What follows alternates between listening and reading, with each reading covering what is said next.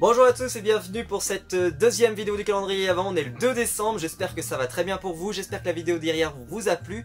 Moi ça a été un grand plaisir de pouvoir vous la tourner. Aujourd'hui on se retrouve pour une nouvelle découverte comics, mais je vais pas vous présenter un seul comics, en fait je vous en présente deux. Mais chez Urban Comics par contre il est en un seul comics, c'est que moi en fait j'ai dans la collection Eagle Moss. Il s'agit d'un comics Batman. Alors Batman c'est un des héros phares de chez DC, c'est un héros majeur et moi je l'adore Batman. C'est vraiment un héros que j'idolâtre parce que je trouve qu'il y a énormément de bons récits. C'est très rare de tomber sur un récit nul de Batman. Il y en a, mais quand même on prend toujours plutôt un bon moment devant Batman.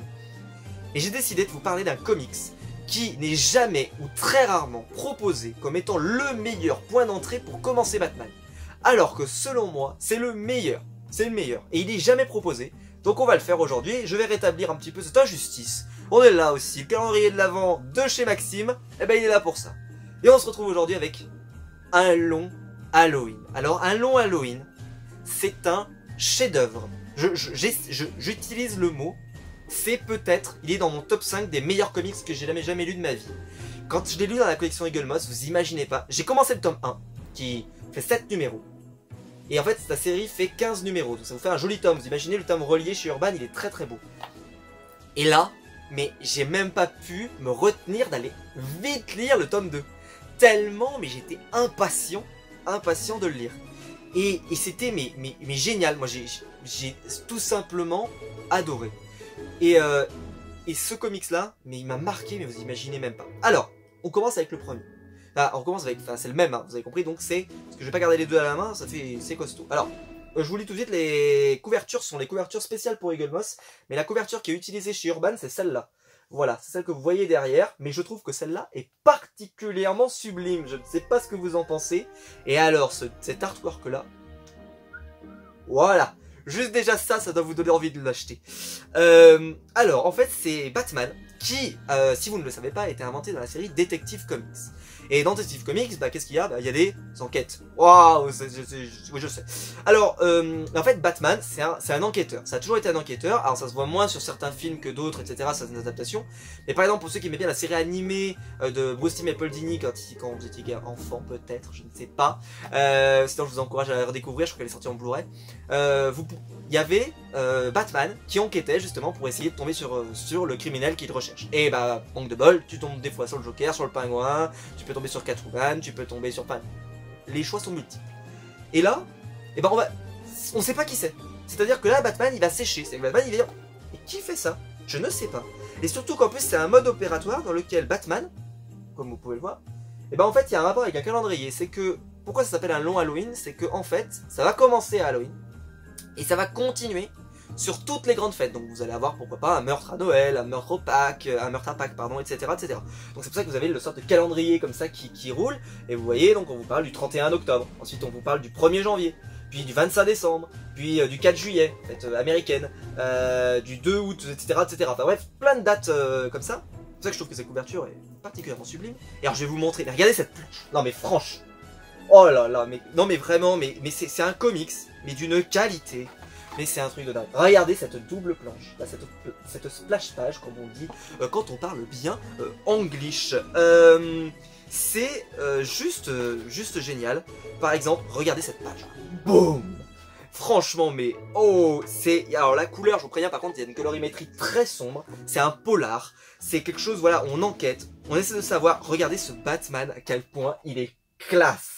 Non mais, franchement, vous mettez ça entre les mains d'un jeune ado, d'un jeune adulte. Peu importe, vous avez envie de faire plaisir à Noël. Mais moi, je suis complètement dingue. Regardez ce style de planche. Et tout le comics. Alors, pour information, donc je vous ai pas dit, je cherche le nom des dessinateurs, je vais encore, parce que je ne voudrais pas me tromper. Il s'agit de Jeff Lobb, voilà, pardon, et Tim Sale, je savais plus le nom du dessinateur. Jeff Lobb. Donc Jeff Lobb, il est très connu parce qu'il travaille en fait dans les studios Marvel aujourd'hui. Et Jeff Lobb, il a beaucoup travaillé aussi sur Superman chez Urban.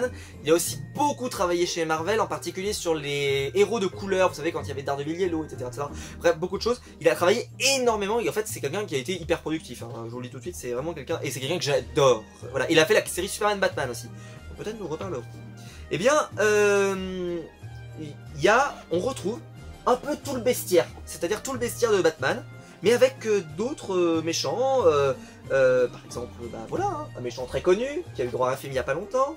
Y a tout là-dedans, mais il y a vraiment de tout, c'est-à-dire que... Et puis bah vous avez même des planches, des parties en noir et blanc, pour vous donner un côté un peu plus polar, etc., etc. Enfin, je vais manquer de mots, je vais pas aller trop loin parce que j'ai peur de vous en montrer trop, en sachant qu'il reste tout le deuxième tome, hein, qui est là.